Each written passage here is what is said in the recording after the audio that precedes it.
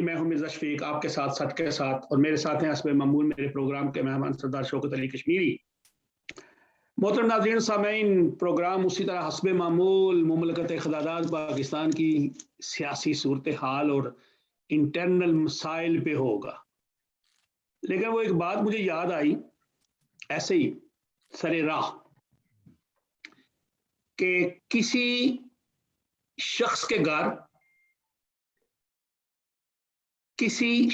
گھر دو بیٹیاں تھیں اور ایک اور بیٹی پیدا ہو گئی۔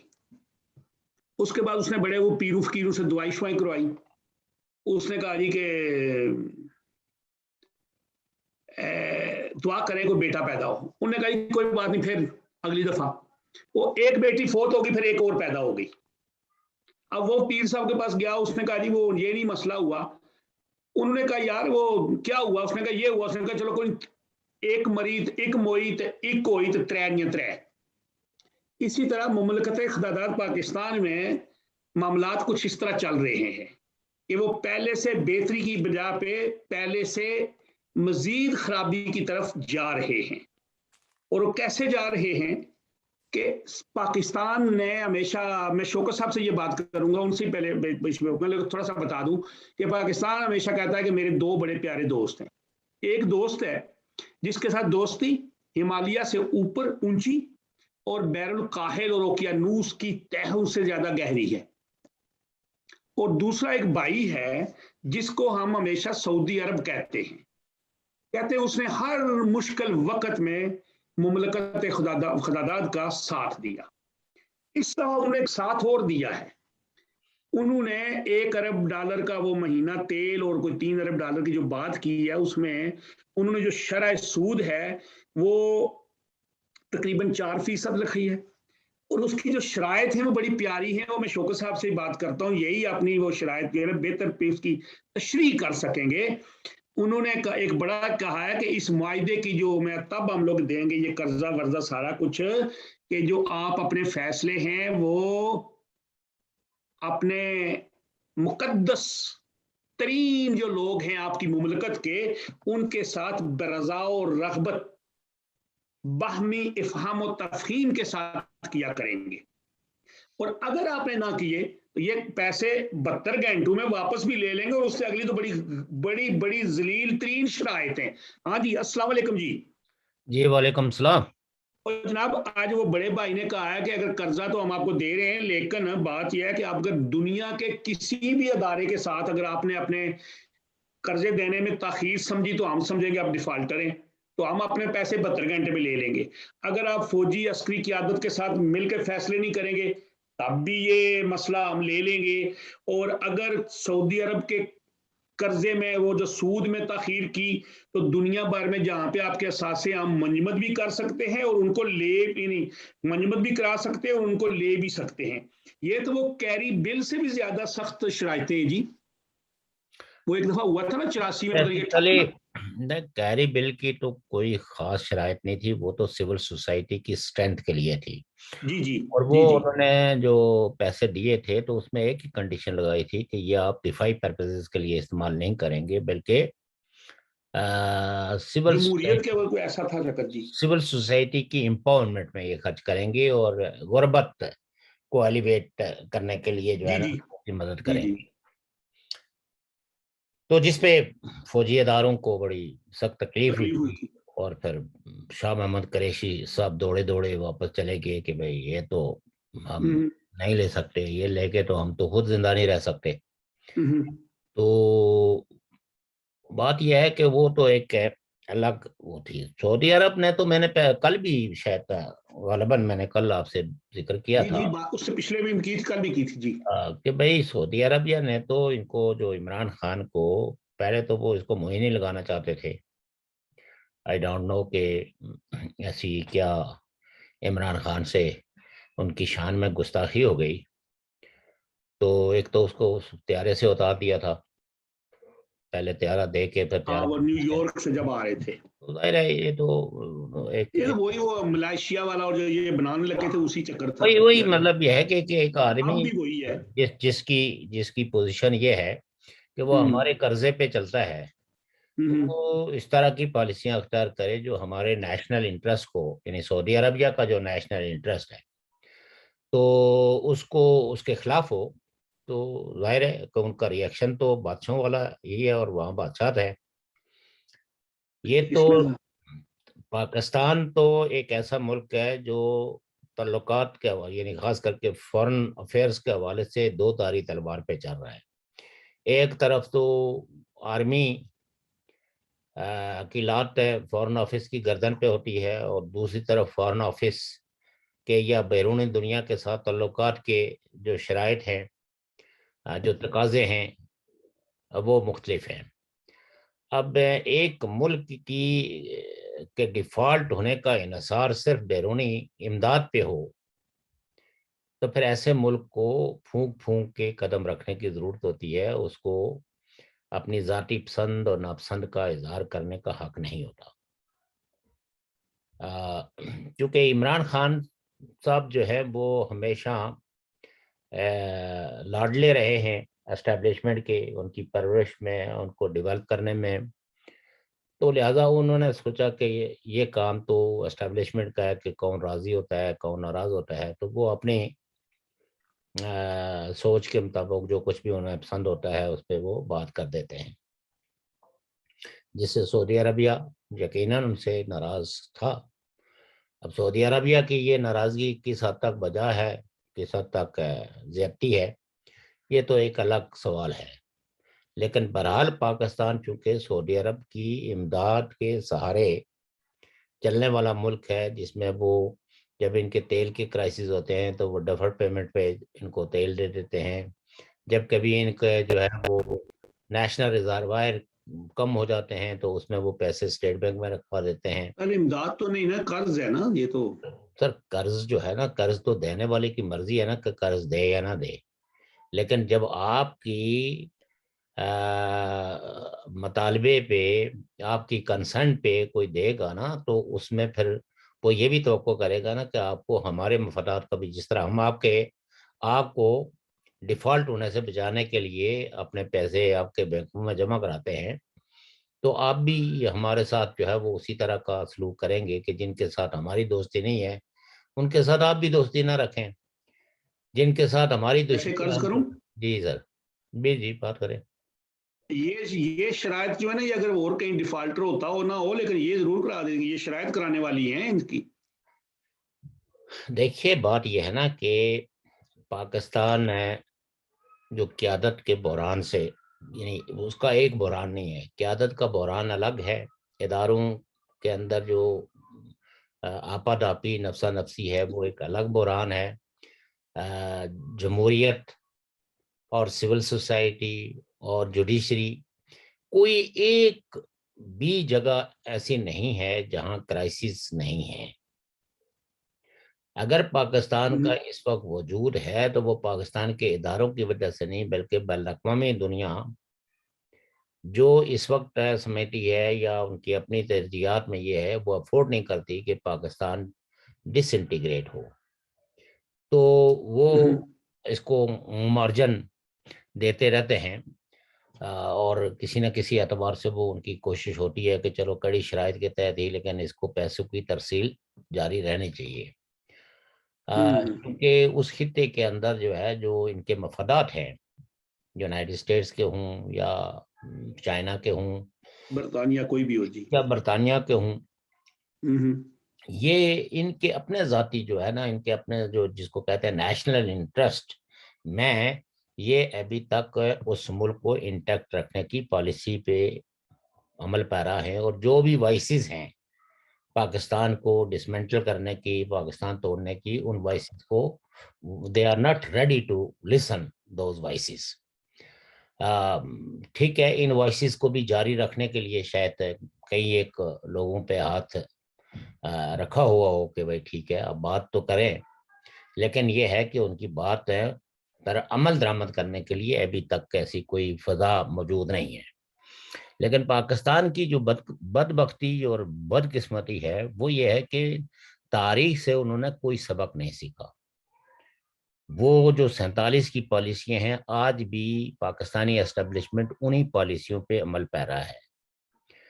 یہ نہیں کہ 21ویں صدی کے جو تقاضے ہیں نیشن سٹیٹ سے، ان تقاضوں کو پورا کرنے کے لیے کبھی ایک کھلے عام ایک بحث کا ہی آغاز کروا دیں.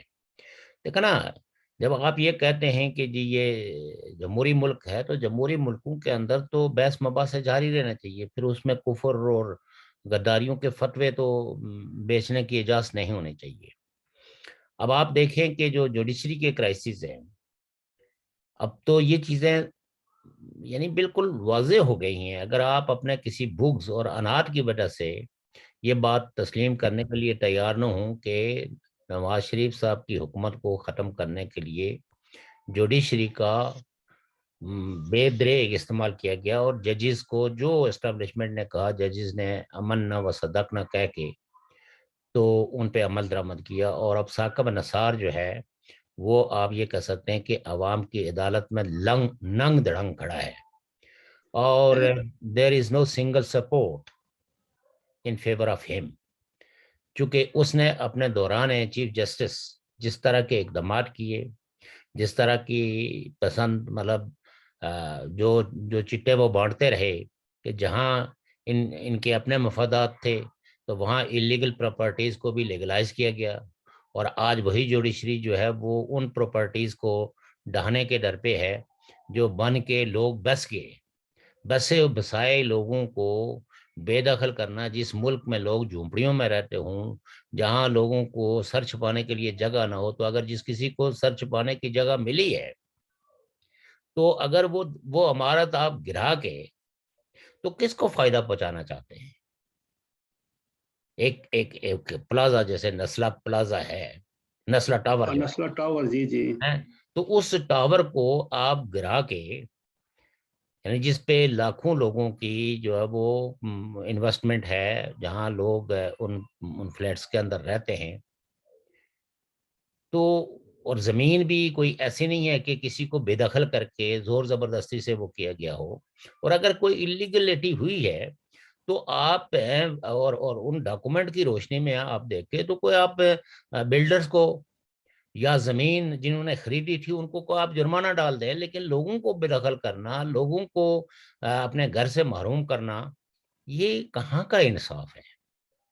پاکستان کی عدلیہ جو ہے وہ ایک انسانی دل کے ساتھ تو بیٹھتے ہی نہیں ہے. وہ تو جس طرح ریاستیں شفاق ہوتی ہیں، وہ شفاقیت کا بھی دائروں کو کراس کر کے آگے پہنچ گئی ہیں. کل بھی آپ نے بات کی تھی کہ وہ نعیم الرحمان نے جو ہے وہ بات کی تو اس کو کہا کنٹمپٹ لگا دوں گا.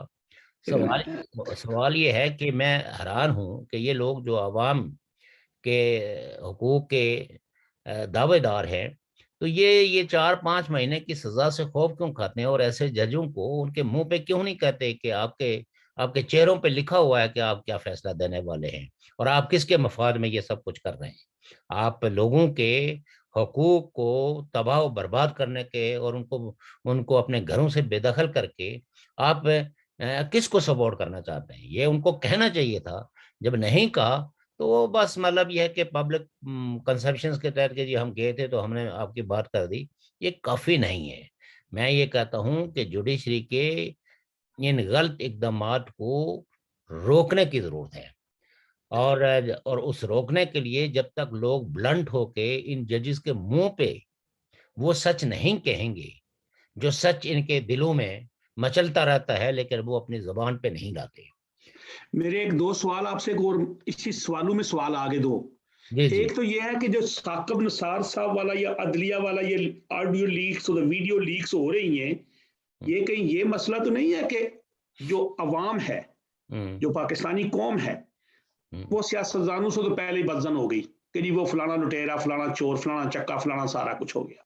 اب عدلیہ کے یہ جج جو ہیں یہ بھی جی فیصلے غلط کرے کو ہماری تاریخ ایسی ہے، مولوی تمیز الدین سے شروع کر لیں، ان کی تاریخ تو پوری آج تک اسی طرح آتی ہے. تو یہ لیکس کون کرتا ہے؟ لیکس کوئی ثاقب نثار صاحب نے خود تو نہیں بنوائی ہوگی نا ویڈیو دیکھیں، آڈیو. ایک بات جو ہے نا، بات یہ ہے کہ پاکستان کے لوگوں کی ایک بڑی تعداد جی پاکستان کے اسٹیٹ سٹرکچر جی اور پاکستان کے مستقبل سے مایوس ہوئے ہوئے ہیں. ایک جی وہ لوگ ہیں جو پر امید ہیں جی وہ اپنے رہنماؤں کے خلاف نہیں ہے. یہی وجہ ہے کہ جب الیکشن ہوتے ہیں تو الیکشن میں لوگ بڑی تعداد میں، اگر لوگ اس بیانیوں کو بائی کرتے ہوں کہ لوگ جو ہے وہ لیڈروں سے ناراض ہیں یا ان پہ عدم اعتماد رکھتے ہیں، تو پھر تو وہ کبھی پولنگ اسٹیشنوں پہ ووٹ دینے کے لیے نہ جائیں، وہ بائی کارڈ کر دیں. بائی کارڈ تو نہیں جی کرتے، لوگ پارٹیسپیٹ کرتے ہیں. اس کا مطلب یہ ہے کہ لوگوں کا ان سیاسی جماعتوں یا ان رہنماؤں پہ کچھ نہ کچھ اعتبار ہے، تو تبھی ان کے کہنے پہ کبھی جلوس نکالتے ہیں، کبھی جلسہ کرتے ہیں، کبھی وہ اگر کوئی ضمنی الیکشن ہو یا جنرل الیکشن ہو تو اس میں ووٹ دیتے ہیں. یہ فوجیوں نے اور اسٹیبلشمنٹ نے یہ کوشش ہے گزشتہ 70 سالوں سے کی ہے کہ یہ پولیٹیکل پارٹیاں، ان کی قیادتیں، یہ چور چکے مشہور ہوں، ڈاکو مشہور ہوں، قاتل مشہور ہوں، اور معاشرے کے اندر بے روی پھیلانے میں ان کے کردار کو جو ہے وہ داغدار کیا جائے. لیکن ہوں لوگ جو ہے نا، میں نے پہلے بھی کئی دفعہ کہا ہے کہ لوگ ہمیشہ سچائیوں کے قریب رہتے ہیں، حقیقتوں کے قریب رہتے ہیں، اور لوگ اسٹیبلشمنٹ کے اس پروپیگنڈے کو بھائی نہیں کر رہے ہیں. انہیں پتہ ہے کہ یہ ججز جو ہیں جن کو اتنی بڑی بھاری تنخواہیں دی جاتی ہیں، ان پہ اسٹیبلشمنٹ کی جو بندوق ہے وہ تانی ہوئی ہے، اور یہ ان کے حق میں فیصلہ کرتے ہیں. اسی لیے پاکستان کے لوگوں میں جوڈیشری کی کوئی عزت نہیں ہے، ججز کی کوئی عزت نہیں ہے.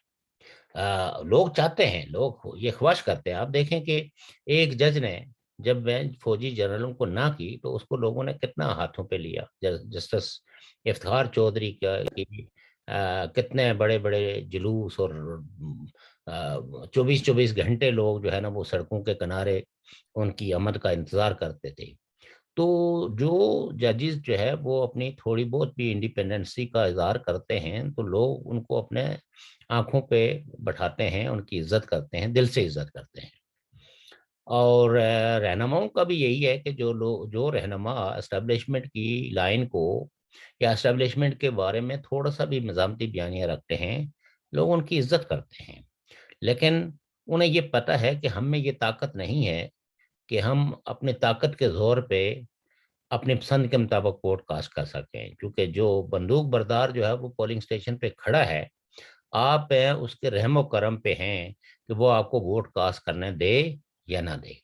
سسٹم چونکہ کرپٹ ہے، سسٹم ایک ایسا ہے جس میں چونکہ ویسے بھی اگر آپ دیکھیں تو عالمی سطح پہ تو سرمایہ داری کے بحران جو ہے وہ ہیں، کرائسس ہیں، اور ان کرائسس کو جو سمجھدار حکومتیں ہیں وہ حل کرنے کے لیے کئی طرح کے اقدامات کرتے ہیں. لیکن انفارچونیٹلی پاکستان کی حکومت جو ہے وہ ان بحرانوں پہ قابو پانے کے لیے کسی قسم کا کوئی قدم اٹھانے کے لیے تیار نہیں ہے، چونکہ ان کی جو سوچ ہے وہ ایک بانج سوچ ہے. ان میں نہ تو کوئی پراگمیٹک اپروچ ہے اور نہ دنیا کے ساتھ دو قدم چلنے کی جو صلاحیت ہے وہ ہے. تو ہوں یہ ایک بے صلاحیت قسم کے لوگ اسٹیبلشمنٹ نے اپنے ہی جیسے دہلے جو ہے وہ اقتدار پہ میں لے آئے ہیں. جی لیکن عرض یہ ہے کہ دیکھیں، آپ اسٹیبلشمنٹ کی بات کر رہے ہیں، ان کو ٹھیک ہے، آپ کا موقف ہے یہ، آپ کی بات ہے یہ، لیکن یہ جو سول گورنمنٹ ہے اس کا بھی طریقہ دیکھیں. کل ایک GHQ میں ایک میٹنگ ہوئی ہے آرمی چیف کی زیر قیادت، اس میں پرائم منسٹر نہیں انٹر کیا، پرائم منسٹر نہیں گیا، اور اس میں جو ہو رہی تھی بات وہ انٹرنل ہائی پروف سیکورٹی کی ہو رہی تھی.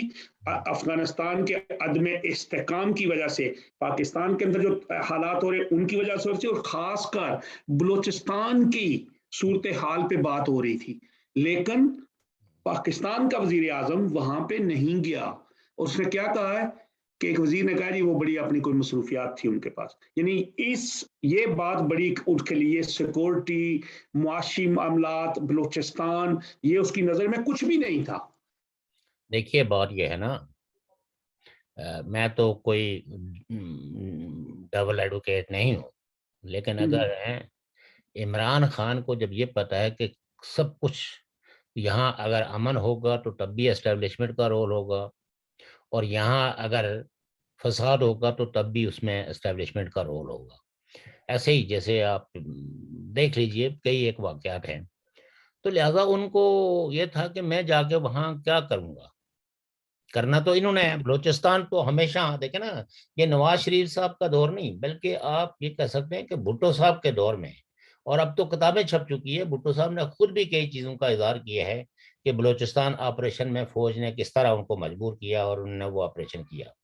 تو لیڈرشپ جو ہے وہ، آپ عمران خان کو یہ کریڈٹ دیں کہ وہ چلو کم از کم اپنا ایک ڈسٹینس شو کرتے ہیں کہ جناب مطلب یہ کہ جس میں ہماری نہ کوئی آرا ہے، ہمارا نہ کوئی کردار ہے، تو جو کچھ کرنا ہے، اگر آپ نے بلوچستان کے لوگوں کو کوئی ریلیف دینا ہے تو آپ کا ہاتھ کس نے روکا ہے؟ کوئی جمہوری حکومت جو ہے وہ آپ کے راستے میں رکاوٹ بنے تو پھر تو آپ کہہ سکتے ہو کہ ہم تو یہاں بلوچستان میں دودھ اور شہد کی نہریں جاری کرنا چاہتے ہیں، لیکن آپ اگر مسنگ پرسنس کو آپ رہا کر دیں، ان کو چھوڑ دیں، نئے دور کا آغاز کریں، تو اس کو کسی سویلین حکومت نے دیکھا نا، سویلین حکومتوں کی مطلب ہمیں اتنا نائف نہیں ہونا چاہیے کہ they are enable to deliver anything regarding the security issues, اور جہاں آرمی انوالو ہے تو وہاں یہ سویلین حکومتیں جو ہے وہ کچھ بھی نہیں کر سکتی، چاہے وہ نواز شریف صاحب ہوں، چاہے وہ جو اپنے یہ کیا کہتے ہیں عمران خان صاحب ہوں، یا کوئی اور زرداری صاحب ہوں۔ ان سب حکومتوں، ان سارے لیڈروں نے جب یہ اپوزیشن میں ہوتے تھے تو مسنگ پرسنس کے کیمپوں میں جا کے یہ بڑی لمبی چوڑی تقریریں کرتے رہے، لیکن نواز شریف صاحب کے 4 سالہ دور میں بھی نواز شریف صاحب نے کوئی ایسا اقدام نہیں کیا۔ نہ عمران خان صاحب بھی کہتے تھے کہ میرے دور میں تو نہ کوئی دہشت گردی ہوگی تو نہ کوئی مسنگ پرسن ہوگا، وہ بھی نہیں کیا۔ تو یہ کسی نہ کسی اعتبار سے اب یہ وہ مرحلہ آ گیا ہے کہ جس میں پاکستان کی جو سویلین قیادتیں ہیں وہ آرمی کو یہ کہنے والی ہیں کہ یا تو آپ ہاتھ کھڑے کریں اور ہمیں ڈیل کرنے دیں، ہمیں حکومت کرنے دیں، تو یا پھر جو ہے وہ آپ مسئلوں کو ڈیل کریں۔ اس میں خام خواہ میں آ کے بیٹھ کے 2 گھنٹے تو کسی کرسی پہ بیٹھنا اور آرمی کے مختلف جنرلوں کے لیکچر سننا اور ISI کے لیکچر سننا، تو عمران خان نے بیسیکلی اپنا ایک انڈیفینٹ سا رویہ دیا ہے کہ یہ آپ کا کام ہے، آپ ہی نے یہ حالات بگاڑیں، آپ ہی کا کام ہے حالات سدھارنا، کیونکہ ہم اگر سدھارنے کی کوشش کریں گے تو آپ ہماری حکومت کے در پہ ہو جائیں گے۔ بلوچستان میں آپ یہ دیکھیے کہ ایک حکومت ہے جس کو ایک پارٹی کھڑی کی گئی، بنائی گئی، پھر ایک حکومت وہاں جو ہے وہ اس کو جتوایا گیا الیکشن میں، وہاں ایک وزیر اعلیٰ بنا، پھر مطلب یہ کہ 2.5-3 سال کے بعد کچھ دوسرے لوگوں کے منہ میں لولی پاپ دینے کے لیے اسی پارٹی میں انہوں نے ڈویژن کر کے تو اسی پارٹی کا ایک آدمی جو ہے نا وہ پھر وزیر اعلیٰ لگایا گیا۔ تو یہ کوئی پولیٹیکل پارٹی، یہ کوئی پولیٹیکل پارٹیز کے اندر انٹرنل کوئی فائٹ نہیں ہوتی، اس فائٹ کے پیچھے جو ہے وہ پاکستان کے ادارے ہوتے ہیں، اور ان میں سب سے زیادہ جو ویک لوگ ہیں جن کو عوام کی حاکمیت پہ یا اپنے سپورٹ پہ کوئی یقین نہیں ہوتا، تو ان کا سارا دارمدار اسٹیبلشمنٹ پہ ہوتا ہے، وہ سمجھتے ہیں کہ ہم آج جو کچھ بھی ہیں اسٹیبلشمنٹ کی مدد اور کی وجہ سے ہیں، تو لہٰذا وہ ہمیشہ ان کی طرف دیکھتے ہیں، وہ جو حکم دیتے ہیں۔ آپ کل کی بات ہے، مثلاً عمران خان صاحب نے اپنا پورا زور لگایا اپنے سول انتظامیہ، DC، SP، لیکن ان کے بلائے گئے اجلاسوں میں کوئی شریک نہیں ہوا۔ لیکن جس وقت عمران خان نے اسٹیبلشمنٹ کو کہا کہ دیکھیے اس معاملے میں میری مدد کریں، مجھے اتنا ذلیل کرنے کی کوشش نہ کریں کہ میں کچھ کر بیٹھوں، تو پھر آپ نے دیکھا کہ کس طرح ہانک کے وہ سارے لوگ جو ہے، اور کئی MNAs نے کہا بھی ہے کہ ہم آئے نہیں ہیں، ہم لائے ہیں۔ میں آپ کی بات کو اتفاق کرتا ہوں، لیکن اس میں بھی پھر اس کا مطلب ہے کہ سول جو لیڈرز ہیں، جو سیاسی لیڈر ہیں، ان کی اپنی اوقات کوئی بھی نہیں ہے، اور یہ اپنے کسی ایک اسمبلی ممبر جس کو انہوں نے ٹکٹ دے کے کامیاب کروایا ہوتا ہے اس کے اوپر بھی اپنی دسترس نہیں رکھتے۔ اور آج حال دیکھ لیں لاہور میں کہ جو اب اگلا نظر آ رہا ہے کہ اسٹیبلشمنٹ یا ادارے پیپلز پارٹی کو یہ سیٹ جتوانے میں مدد کریں گے۔ دیکھنا یہ بات یہ ہوتی ہے نا کہ چونکہ جو پنجے پالیٹکس میں گزشتہ 70 سالوں سے اسٹیبلشمنٹ نے گاڑے ہوئے ہیں، تو شکست اور جیت یہ بہت ساری پولیٹیکل پارٹیز کے اذہان میں بیٹھی ہوئی ہے کہ اگر اسٹیبلشمنٹ نہیں چاہے گی تو ہم نہیں اپنے تئیں جیت سکتے.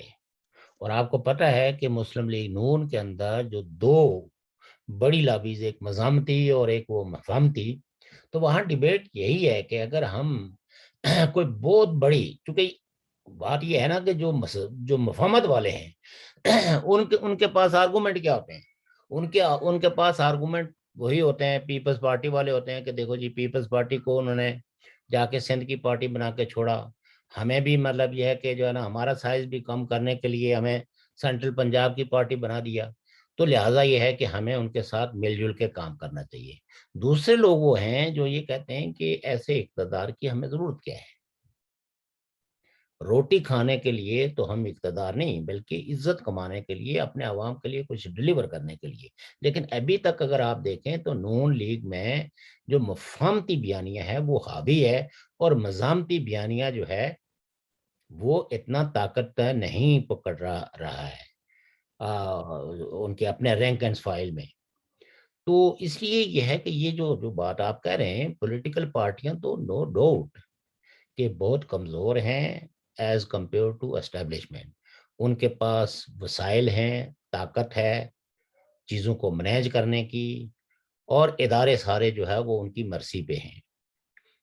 یہ چیز ہمیں پسند ہو یا نہ ہو، لیکن یہ وہ حقائق ہیں جن حقائق کی روشنی میں آپ دیکھ سکتے ہیں. اور یہ جو پارٹیاں ہیں، اب دیکھنا اسی اسٹیبلشمنٹ کے اسی رویے کی وجہ سے کئی لوگ جو ہے انہوں نے بندوق اٹھا لی. کئی لوگ ہیں جو مفاہمت کے لیے تیار نہیں ہیں، مزاحمت پہ، اور وہ کہتے ہیں کہ ہم نے اس ملک میں نہیں رہنا. لیکن جو لوگ اس ملک میں ابھی بھی رہنے پہ کوئی یقین رکھتے ہیں، تو اگر آپ ان کو دیکھیں تو وہ پرو اسٹیبلشمنٹ ہے. آپ ان سے کوئی اینٹی موومنٹ کی توقع نہ رکھیں. اور یہ جو لوگ ہمیں بڑے بڑے طوفانی لوگ نظر آتے ہیں، یہ طوفانی اسی وقت رہتے ہیں. آپ کے سامنے کی بات ہے کہ اس ملک کا جو پرائم منسٹر تھا، ہر اس کو اقتدار سے بے دخل کیا گیا، صرف ایک اس پہ کہ جی آپ نے اقامہ جو ہے، ایک تنخواہ آپ کی بنتی تھی جو آپ نے نہیں لی، لیکن آپ نے مطلب سپریم کورٹ کا دیکھیں، تمام دنیا کے قانون دان جو ہے نا اس بات کے وہ ہیں کہ یہ سپریم کورٹ کا پروگیٹو ہے ہی نہیں، یہ ان کی ڈومین ہی نہیں ہے. یہ اگر کوئی کیس فائل کرتے تو وہ ایف بی آر والے کرتے کہ ہاں جناب، مطلب یہ ہے کہ، تو کہنے کا مطلب یہ ہے کہ یہ پارٹیاں جو ہے نا وہ پے در پہ ان پہ حملے کر کے، تو کئی لوگ جو ہے وہ ان کے یہ جو الیکٹیبلز ہیں، یہ الیکٹیبلز کی اصطلاح کیوں استعمال ہوتی ہے؟ یہ کوئی خود سے کوئی ترم خان نہیں ہے، بلکہ ایسے حلقے جو پچھڑے ہوئے حلقے ہیں، جہاں مطلب یہ ہے کہ سول سوسائٹی اتنی تگڑی نہیں ہے، شہری نہیں ہے، تو وہاں یہ آسانی کے ساتھ ان کے حق میں ووٹ کاسٹ کروا دیتے اچھا، ہیں. ایک جواب ہے میرے پاس آپ کی بات کا. جی جی جی جی آپ جیسے آپ نے فرمایا کہ وہ ججز پہ اسٹیبلشمنٹ کا کنٹرول ہوتا ہے، اور وہ ساری باتیں بتائیں. پرائم منسٹر نواز شریف کو ایسے کیا اور ایسے کیا، اور ظفر یوسف رضا گیلانی کو نااہل کیا. اس کے بعد میرا خیال راجہ پرویز صاحب بچ گئے تھے، میرا خیال ہے وہ بچ گئے تھے. اچھا، بات یہ ہے، کل منڈی باولدین ایک پنجاب کا ضلع ہے جی گجرات کے اندر سے پہلے تھا. وہاں کے سیشن جج صاحب نے ایک ڈی سی کو حاضر سروس اور اے سی کو توہین عدالت کے جرم میں 3 مہینے کے لیے ڈسٹرکٹ جیل گجرات بھیج دی ہے. ان کو پہلے طلب کیا جی، 3 مہینے کے لیے ڈسٹرکٹ جیل میں بھیج دیا، اور انہوں نے فوری طور پہ ڈی ایس پی کو کہا کہ ان کو گرفتار کرو یہاں سے. ان کو 2 دفعہ بلایا تھا، وہ نہیں آئے تھے. تیسری دفعہ وہ بڑے پروٹوکول میں آئے، جو ہی اندر گئے جج صاحب نے فیصلہ سنا دیا. کیا ان پہ بھی تو لازمی بات ہے کہیں نہ کہیں سے دباؤ پڑا ہوگا؟ ڈپٹی کمشنر بڑی بڑی چیز ہوتی ہے، وہ کسی کو ضلع میں بند کر دے یا آنے دے یا جانے دے یا جو مرضی کرے، نقص امن میں لوگوں کو بند کرتا ہے. لیکن جج جو بولتے ہیں، جو کڑی والے جج ہوتے ہیں، وہ نہیں مانتے ایسی چیزیں. دیکھیں، لوگ میری بات اچھے طریقے سے سن لیں جی. یہ باتیں تو فرض کریں کہ جج نے ان 2 کو بلایا، وہ نہیں آئے، جی. یعنی عدالت کی حکم عدولی کی، جی. اور ان پہ کنٹمپٹ لگا کے ان کو بند کر دیا. بالکل. چونکہ اگر ہے تو وہ ہوتے کسی کے منظور نظر ہوں گے، کیا پتا جی. اگر ہوں گے تو اس کا بھی پتہ چل جائے گا، اور اگر نہیں ہے تو وہ جیل میں چلے گئے ہیں. تو بات یہ ہے کہ کانسٹیٹیوشنلی، یعنی کانسٹیٹیوشن میں انہی ایم این ایز نے سپریم، مطلب یہ کہ ناٹ اونلی سپریم کورٹ بلکہ ساری جوڈیشری کو اتنا امپاور کیا ہوا ہے کانسٹیٹیوشنلی. ان کے پاس لاتعداد اختیارات ہیں، اور یہی وجہ ہے کہ جو ان کے ناانصافی کے فیصلے ہیں وہ بھی لوگوں کو قبول کرنے پڑتے ہیں، چونکہ متبادل جو ہے ان کے پاس ایک ہی چیز ہے، بغاوت. اور شاید بغاوت کے لیے یہ لوگ تیار نہیں ہیں، کیونکہ یہ کوئی ریولوشنری لیڈر نہیں ہے. جو میں بار بار کہتا ہوں، یہ بورژوا لیڈرز ہیں، یہ طبقاتی معاشرے کے اونچے طبقے سے تعلق رکھنے والے لوگ ہیں، جو اچھی اچھی باتیں کر سکتے ہیں، لیکن ان اچھی باتوں کو امپلیمنٹ کرنے کے لیے وہ اقدامات نہیں کر سکتے جن اقدامات کے لیے ان کے اپنے مفادات کو بھی زک پہنچتی ہو. تو وہ بات یہ ہے کہ یہ سپریم کورٹ ہی تھا نا جس نے گیلانی صاحب کو کنٹیمپٹ میں سزا دے دی، اور سزا جو ہے وہ جج پہ انحصار تھا. ان کو کہا کہ جب تک کہ عدالت برخاست ہوتی اس وقت تک ہے آپ کو. وہ تو گئی نا جی، وہ نئے لوگ بات یہ ہے اور وہی اسی جج کے پاس یہ اختیار بھی ہے کہ وہ ان کو 3 مہینے کی 2 مہینے کی جو ہے نا وہ سزا سنا کے کو بھیج دے، مطلب یہ کہ جیل بھیج دے. تو ان کے اختیارات نہیں، مطلب یہ کام ہے. لیکن ججز کو یہ پتا ہے نا کہ اگر ہم اسٹیبلشمنٹ کے حکم عدولی کریں گے تو ہمارا حشر بھی ان ججز کی طرح ہوگا. اور یہ ایسا نہیں ہے کہ یہ کوئی پہلی جوڈیشری ہے یا شوکت صدیقی پہلا جج ہے کہ جس نے سچ کے اظہار کرنے کی کوشش کی، بلکہ اس سے پہلے بھی، اور وہ سارے لوگ گھروں کو چلے گئے. میں کئی لوگوں کے وہ صدیق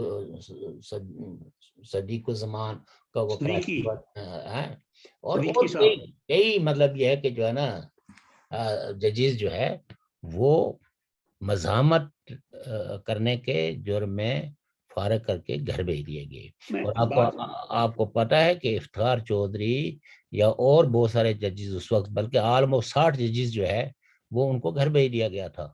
اور ایک دوسری جوڈیشری ججز جو جنہوں نے LFO کا وہ لے لیا، تو ڈوگر یہ صاحب. ڈوگر کورٹس جو جب بنے، تو اگر اس میں مسلم لیگ نون اور دیگر پارٹیاں جو ہے وہ ایک مزاحمتی وہ کر کے جوڈیشری کے ساتھ نہ کھڑی ہوتی تو وہ ججز کسی صورت نہیں بال سکتے. اور کئی ایسے مقتدر لوگ ہم سے بحثیں کرتے تھے، وہ کہتے کہ جو چلا گیا وہ واپس کبھی نہیں آ سکتا.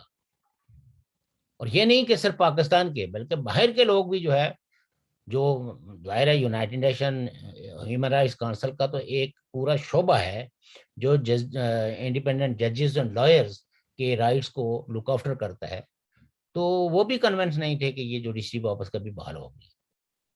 تو کبھی کبھی چیزیں بحال ہوتی ہیں، لیکن اس کے پیچھے بھی جو چیزیں ہیں وہ بعد ازاں پتہ چلتی ہیں کہ کچھ طاقتور لوگ جو ہے نا وہ ان ڈاکٹر صاحب میں بات کہیں سے کہیں ہماری نکل گئی. ٹائم بھی وہ ابھی آپ کے ہمارے ساتھ سوالوں میں کے جواب میں جی. مطلب یہ کہ یہ میں جو تو سعودی عرب نے جو شرائط رکھی ہیں، یہ جو سعودی عرب نے جس شرائط پہ ان کو قرضہ دیا ہے، جو وہ تیل مہینے کا دے رہے ہیں، اس میں تو یہی نظر آتا ہے کہ یہ سعودی عرب تو IMF سے بھی زیادہ جو بین الاقوامی ادارے ان کی بھی وکالت کر رہا ہے. ان کا بھی وہ بنا ہوا ہے پاور آف ٹارنی اس کے پاس ہے کہ اگر ان کا قرضے میں آپ تھوڑی سی تاخیر کریں گے تو میں ڈیفالٹر سمجھوں گا، اگر آپ ان سے ایسے کریں گے تو ہم یہ کریں گے. یہ تو عجیب سی حرکت ہے. بات یہ ہے نا کہ جو ملک ہیں آپ کو قرضہ دیتا ہے وہ آپ کی اکنامیکل ملکی صورتحال کو دیکھتے ہوئے اپنے دیے ہوئے پیسے کے تحفظ کے لیے کچھ شرائط رکھتا ہے. جی. اور ان کو شاید سعودی عربیہ کو یہ یقین نہ ہو کہ یہ کبھی، پہلے بھی تو یہی تھا. پہلے پاکستان کی اکنامیکل کنڈیشن یہ تو نہیں تھی نا جو آج ہے. چائنا نے بھی وہی مسئلہ بنایا ہوا، ابھی تک اس نے وہ داسو کے اپنے بندے نہیں واپس بات بھیجے. یہ ہے کہ پاکستان کے جو سب سے بڑے کرائسس تھے، اگر آپ یہ دیکھیں کہ جس وقت انہوں نے وہ ایٹمی دھماکے کیے تھے تو جس وقت ان پہ مکمل پابندی لگی تھی، اور اس پابندی کے باوجود سعودی عربیہ نے کچھ ملکوں نے ان کو سپورٹ کیا تھا. لیکن اگر آپ اس وقت کی معیشت کے جو انڈیکیٹرز ہیں وہ اتنے ڈاؤن نہیں تھے. آج تو آپ کا سارا انحصار جو ہے یعنی پورا پاکستان ایک طرح کا IMF کے پاس گروی رکھ دیا گیا ہے. اور اس میں بھی خطرہ یہ ہے کہ کل اگر ان کو یہ پیسے مل جائیں اور اس کے بعد یہ کہیں کہ ہم اس پوزیشن میں نہیں ہیں کہ ہم قرضہ لٹا سکیں, تو وہ ملک جو باہمی اعتماد کی بنیاد پہ کچھ دے رہے ہیں, تو وہ اگر کوئی کنڈیشنز جو ہے وہ نہ رکھیں تو ان کو خطرہ ہے کہ جس وقت انہوں نے ہاتھ کھڑے کر دیے تو ہمارا پیسہ بھی ڈوب جائے گا. تو لہذا یہ ہے کہ پیسے پاکستان کی ضرورتوں کے مطابق لوگ پیسے دینے کے لیے تیار ہیں, لیکن اس کی گارنٹی چاہتے ہیں, اور اس گارنٹی میں وہ اپنے آپ کو ان بین الاقوامی معاہدوں کے ساتھ جوڑتے ہیں کہ تاکہ اگر کل کبھی ان کے جو اثاثے ہیں وہ منجمد ہوں تو اس میں ہمارے بھی حصہ جو ہے وہ ملے. ایسا نہ ہو کہ ہم IMF اور ورلڈ بینک تو جو ہے نا وہ چیزیں لے جائیں, تو ان کے پیچھے تو بڑی طاقتیں ہیں. تو سعودی عرب کا پیسہ اگر ڈوب جائے تو سعودی عرب جو ہے نا وہ جو پاکستان پہ حملہ تو نہیں کر سکتا نا, تو لہٰذا وہ اپنے آپ کو ٹائی اپ انہی معاہدوں کے ساتھ کرے گا کہ ہم نے پاکستان کی معیشت کو استحکام دینے کے لیے کیا ہے, لیکن ہم نے اس کنڈیشن میں اپنے آپ کو ٹائی اپ کیا ہے آپ کے معاہدوں کے ساتھ. اچھا, آج ایک اور بات ہوئی ہے, یہ وہ کوئی آپ ایسی کہتے ہوتے ہیں بات مکافات عمل, کیا کہتے ہوتے ہیں آپ؟ مکافات عمل کہتا ہوں. کیا مطلب ہوتا ہے اس کا؟ مکافات عمل یہ ہوتا ہے کہ جو کچھ آپ کرتے ہیں جیسی کرنی ویسی بھرنی, جس کو. اچھا, آج اسلام آباد میں ایک PTI کا جلسہ تھا, ہوں اس میں اسد عمر صاحب بھی تھے, ہوں ان کے ایک MNA وہاں سے وزیر میں ہے راجہ خرم شہزاد, وہ بھی تھے. جی جی. تو جب جلسہ ہو گیا نا تو ایک بندہ چڑھا اسٹیج پر, اس نے کہا یہ سارے کام جو انہوں نے کہا یہ تو ہوں گے ہی نا, لیکن وزیر اعظم عمران خان نہیں ہوں گے, اور آج بہتر یہ ہے کہ وزیر اعظم عمران خان استعفیٰ دے دے. بڑا پیارا احتجاج کیا, بڑا سلجھے ہوئے طریقے سے بندے نے, بعد میں پتا اس کو مار بھی پڑی, اور اللہ جانے کیا ہوا ہوگا. وہ اس کو بھی وہ ہوا ہے. دوسرا یہ ہے کہ اب آپ اندازہ کریں نا کہ نجم سیٹھی صاحب نے جو تجزیہ کیا PDM کا اور اس اسٹریٹجی کا کہ بھائی PDM کی آئندہ اسٹریٹجی جو ہے وہ ایسی لگتا ہے کہ وہ پرامن احتجاج کی نہیں ہوگی, تو بجائے اس کے اور اس سے پہلے جو کچھ مطلب یہ کہ حکومت یہی اسد عمر صاحب جو ہے وہ اسلام آباد میں تقریر کرتے ہوئے کہا کہ اگر یہ آئیں گے تو ماریں گے ان کو, ماریں گے ہیں. تو وہ آپ یہ دیکھیں کہ ان کو تو پیمرا نے کوئی نوٹس نہیں بھیجا, ان کو بھیج دیا. لیکن نجم سیٹھی صاحب کو جو ہے نا وہ نوٹس بھیج دیا کہ جی آپ نے ایکسائٹمنٹ کی ہے. کچھ اور بھی کہا ان کو کہ یہ تو کچھ پاکستان کی جو ہے نا صورتحال ہے ایسی ہے کہ جس کے بارے میں ہم مطلب مایوس کن صورتحال ہے. اس پہ کوئی ایسا ابھی بھی اسٹیبلشمنٹ عمران خان کی اسی طرح حمایت کر رہی ہے جو کرنی چاہیے. I don't think so. پھر یہ مارچ سے پہلے والے جانے والی بات قریب نہیں آتی. دیکھیے میں تو یہ سمجھتا ہوں کہ جو مارچ کی جو لوگ پیشن گوئیاں دیتے ہیں, ڈاؤن اخبار میں بھی جو ہے وہ فہد حسن نے بڑا ایک تجزیہ کیا ہے, اور بھی لوگ کہتے ہیں, لیکن بنیادی بات یہ ہے کہ پاکستانی اسٹیبلشمنٹ میں وہ جب یہ چیزیں کرتی ہوتی تھی تو اس کے پاس 100% متبادل جو ہے قابل اعتماد لوگ موجود ہوتے تھے. اس وقت صورتحال یہ ہے کہ ایک گومگو کی, اور اسٹیبلشمنٹ کے اندر بھی دو طرح کے رویے ہیں. ایک وہ رویہ ہے کہ اگر عمران خان کو ہٹایا جائے تو پیپلز پارٹی کو متبادل کے طور پر لایا جائے, لیکن ایک وہ اسٹیبلشمنٹ کا وہ ایلیمنٹ بھی ہے جو بہت پاورفل ہے, جو یہ کہتے ہیں کہ پیپلز پارٹی پہ بھروسہ کرنے کے بجائے نون لیگ کو کیوں نہ کیا جائے, جس نے ماضی میں کچھ چیزوں کو ڈیلیور بھی کیا ہے, بیٹر انتظامیہ بھی دینے کی. تو ابھی تک آپ یہ کہہ سکتے ہیں کہ اسٹیبلشمنٹ اس بات پہ تو آلموسٹ کنسنسس ہے کہ عمران خان کے لیے اب کوئی گنجائش نہیں ہے, لیکن ان کے متبادل پر ابھی تک کنسنسس نہیں ہے. کچھ لوگ پیپلز پارٹی کے حق میں ہیں, کچھ لوگ نون لیگ کے حق میں ہیں. نون لیگ کو پیسیفائی کرنے کے لیے اس کو کچھ لوگ ایک الگ سا لولی پاپ دیتے ہیں, پیپلز پارٹی کو کہ یہ دونوں قریب نہ آ جائیں تو ان کو بھی ایک الگ سے لولی پاپ دیا ہوا ہے. تو یہ ابھی تک پارٹیاں جو ہے یہ اس ساری صورتحال کو دیکھتے ہوئے جو ان کا اپنا اندر کا جو اپرچونزم ہے وہ بھی ایسے موقعوں پہ ان کی رال ٹپکنا شروع ہو جاتی ہے جس وقت وہ ہڈی پھینکتی ہے نا اسٹیبلشمنٹ، وہ چاہے نون لیگ ہو یا پیپلز پارٹی ہو یا کوئی بھی ہو، جس میں نیشنلسٹ جو ہے وہ اس اعتبار سے مستثنا ہیں کہ وہ کچھ نہ کچھ اصولوں پہ سٹینڈ کرتے ہیں، یا مولانا فضل الرحمان۔ ایسے ابھی تو خیر عمران صاحب بھی کچھ کام نہیں ہے، IMF کا معاہدہ ہوا ہے نا IMF کے ساتھ، اس میں ایک یہ بھی شیک ہے کہ دفاعی بجٹ میں 50 ارب کی جو ہے نا آپ کیا کہتے ہیں اس کو، کیا کہتے ہیں کمی کریں، وہ انہوں نے سائن کیے معاہدے، ہو گیا معاہدہ کہ 50 ارب ہم کمی کریں گے۔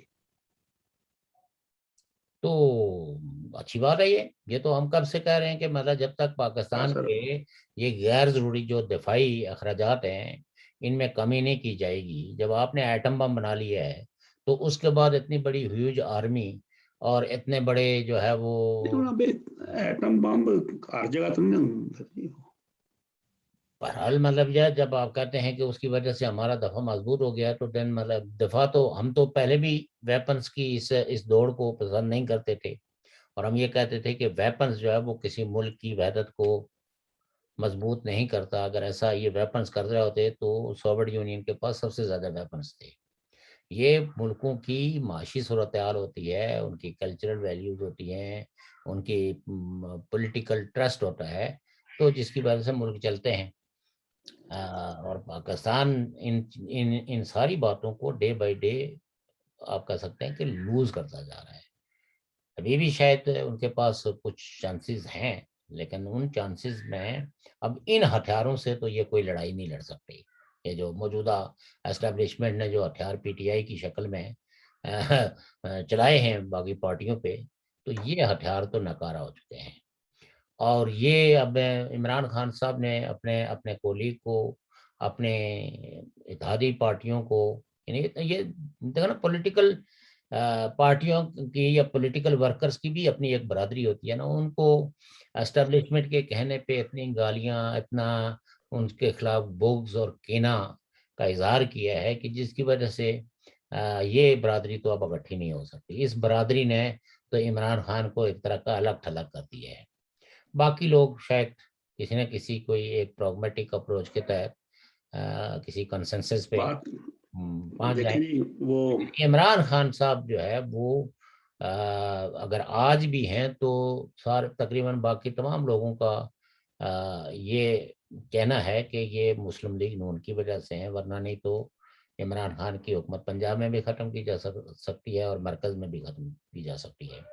ٹھیک جناب، البتہ مسلم لیگ نون کا بھی اپنا ایک بیانیہ ہے کہ بھائی یہ کہنے کو تو آسان ہے، لیکن اگر اسٹیبلشمنٹ کسی موقع پہ بھی نیوٹرل ہونے کے لیے تیار نہیں ہے تو اپنے آپ کو جو ہے وہ ناکامیاں اپنے چہروں پہ ملنے کے کیا ضرورت ہے کہ جس میں ہمیں پتہ ہو کہ یہ لوگ پھر اسٹیبلشمنٹ کے فون کے سننے کے بعد ہمارے ہاتھ نہیں آنے والے۔